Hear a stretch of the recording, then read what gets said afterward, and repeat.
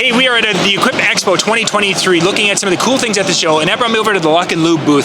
And one of the things that's really difficult when I'm going to grease my lube that lawnmower is that it pops off. Yep. And it doesn't work right. And you guys have got a solution that I can use on my current grease gun to fix that. Yes. Tell me about it. Yes, so we are the original LockNLube Grease Coupler. We're the only one on the market that is actually rebuildable.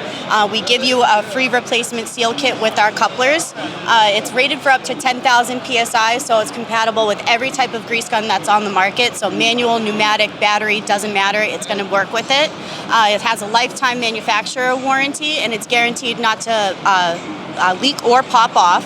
And with that same technology, we actually came out with the locking air chuck.